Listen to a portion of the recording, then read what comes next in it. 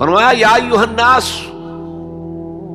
قد جاءتکم موعظۃ من ربکم وشفاء لما فی الصدور وہدی ورحمۃ للمؤمنین قل بفضل اللہ وبرحمتہ فلذلک فلیفرحوا هو خیر مما یجمعون۔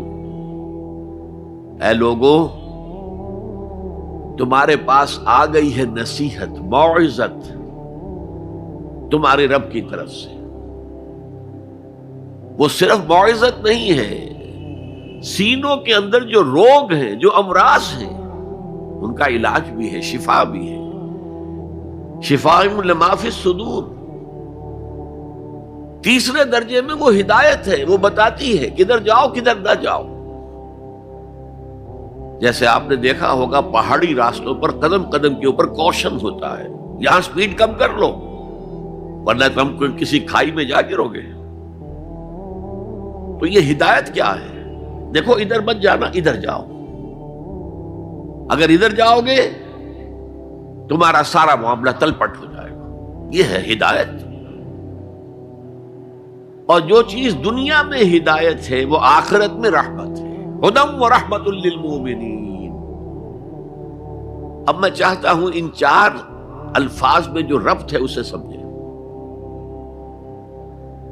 دیکھیے، اگر کسی ایسی زمین پر بارش برسے جو اوپر سے بہت سخت ہے تو پانی بہہ جائے گا، زمین میں جذب نہیں ہوگا تو کوئی روئیدگی پیدا نہیں ہوگی۔ اگر دل سخت ہے تو قرآن مجید ان پر کوئی اثر نہیں کرے گا۔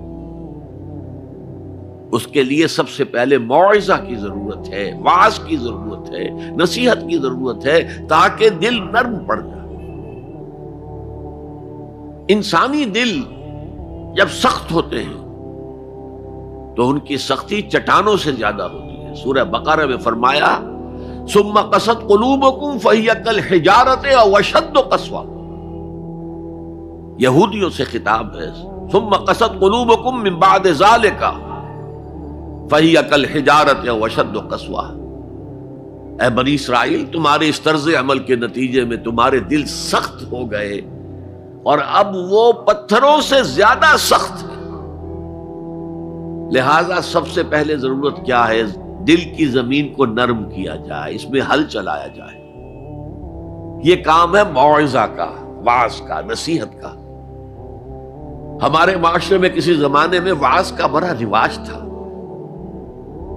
آج کل یہ چیز ختم ہو گئی، بلکہ وعظ کو گھٹیا بات سمجھا جاتا ہے۔ بھائی کوئی عقلی بات کرو، کوئی علمی بات کرو، تم تو وعظ کہہ رہے ہو، گویا کہ وعظ گھٹیا چیز ہے۔ نہیں، وعظ سے دل میں رقت پیدا ہوتی ہے، نرمی پیدا ہوتی ہے۔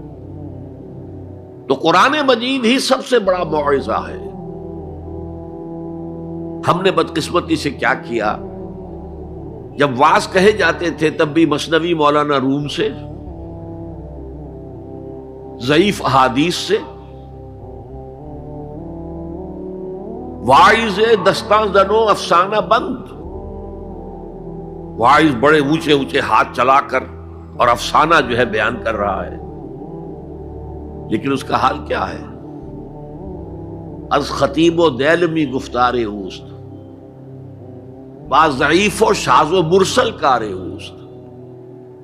وہ خطیب بغدادی یا دیلمی کی جو احادیث ہیں، جو سب سے گھٹیا درجے کی کتاب حدیث کی، سب سے کم تر درجے کی کتاب حدیث کی، ضعیف کتابوں کے یوں سمجھیے کہ بہت بڑے مجموعے، وہاں سے وہ حدیثیں لا رہا ہے۔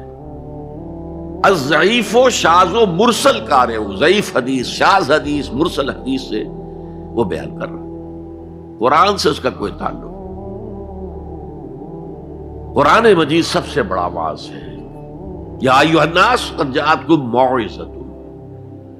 یہ دل کو جب نرم کرتا ہے تو پھر اس میں جذب ہوتا ہے، یہ سیکنڈ سٹیپ ہے اس کا۔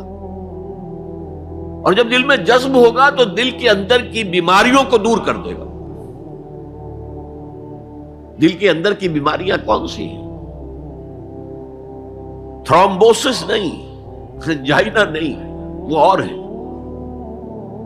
وہ دل کی بیماریاں جن کے لیے قرآن شفا ہے، وہ ہے تکبر، حسد، حب مال، حب دنیا، حب جاہ، حب شہرت، یہ ہیں وہ چیزیں کہ جو اصل ہیں، جو دل کے امراض ہیں، ان سب کو جڑ سے نکال کر پھینک دے گا قرآن حکیم۔ یا ایھا الناس قد جاءتکم موعظۃ من ربکم وشفاء لما فی الصدور، وہ ہدن، اور وہ ہدایت ہے، انفرادی زندگی کے لیے بھی ہدایت ہے، اجتماعی زندگی کے لیے بھی ہدایت ہے۔ کبھی اگر سورہ فاتحہ پر آپ غور کریں، جو ہماری نماز کا جزو لازم ہے، تو ہم پہلے کہتے ہیں الحمدللہ رب العالمین الرحمن الرحیم مالک یوم الدین ایاک نعبد و ایاک نستعین۔ یہ ہدایت تو ہمیں پہلے ہی ملی ہوئی ہے۔ پھر جو ہم کہتے ہیں اہدنا الصراط المستقیم، اللہ کو ہم نے پہچان لیا، اسے رب العالمین مان لیا، اسے رحمان مان لیا، اسے رحیم مان لیا، اسے روز جزا کا حاکم مطلق مان لیا، تو اب کون سی ہدایت رہ گئی؟ ہدایت تو آ گئی۔